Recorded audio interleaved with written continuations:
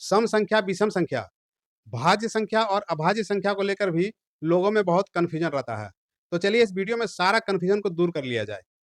देखिए, सबसे पहले हम लोग बात करेंगे सम संख्याएँ, जिसको अंग्रेजी में कहा जाता है इवन नंबर्स। तो वैसे संख्याओं को हम लोग इवन नंबर या सम संख्या कहेंगे, जो 2 के पहाड़े में आए। मतलब जिसको 2 से पूरा-पूरा काटा जा सके, या फिर हम लोग कह सकते हैं कि जो भी जोड़े का नंबर है, जोड़ा नंबर जो भी है, वो सभी को हम लोग कहेंगे सम संख्याएँ। जैसे देखिए यहाँ पर है 2, 4, 6, 8, 10, 12, सभी को 2 से भाग दिया जा सकता है। तो इस प्रकार के संख्याओं को हम लोग कहेंगे सम संख्याएँ।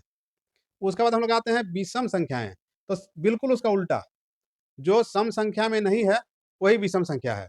मतलब जिसको हम लोग 2 से भाग नहीं दे सकते हैं, मतलब बेजोड़ संख्याओं को, इसको हम लोग कहते हैं विषम संख्याएँ। जैसे 1, 3, 5, 7, 9, 11, 13, ये सभी विषम संख्याएँ हैं और इसको 2 से भाग नहीं दिया जा सकता है, ये सभी बेजोड़ संख्याएँ हैं। अब हम लोग देखते हैं ये भाज्य संख्याएँ। भाज्य संख्या हम लोग किसको कहते हैं? तो वैसा संख्या जो कम से कम 1 से भाग लगे, अपने आप से भाग लगे और किसी और एक नंबर से भाग लगे। मतलब कम से कम 3 नंबर से भाग लगे, उसको हम लोग कहेंगे भाज्य संख्या। देखिए जैसे 4 है, ये 1 से भाग लगेगा, 2 से भाग लगेगा और 4 से भाग लगेगा, मतलब अपने आप से।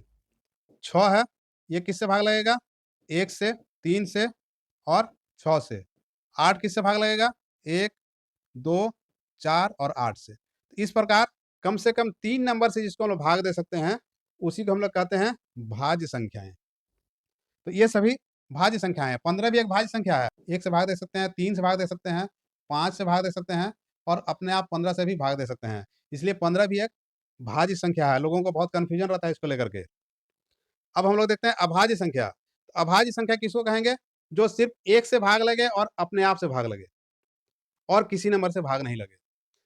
देखिए 2 यहाँ पर एक सम संख्या है, उसके बावजूद भी ये अभाज्य संख्या के श्रेणी में है, क्योंकि ये सिर्फ़ 1 से भाग लगेगा और फिर अपने आप से यानी 2 से भाग लगेगा। इसके अलावा और किसी से भी भाग नहीं लगेगा ये। इसलिए 2 भी एक अभाज्य संख्या है। 3, 5, 7, 11, 13, 17 ये सभी अभाज्य संख्याएँ हैं। 1 क्या फिर?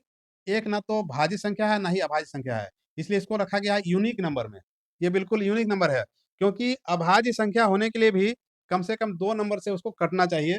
एक तो 1 से या फिर और अपने आप से। तो ये अपने आप में ही 1 है, तो सिर्फ़ 1 से ही कटेगा ये और किसी से नहीं कटेगा, इसलिए 1 को रखा गया है यूनिक नंबर में। तो अगर आप लोगों को समझ में आ गया हो, तो 19 को आप लोग बताइए कि ये किस श्रेणी में आता है? कमेंट करके बताइए।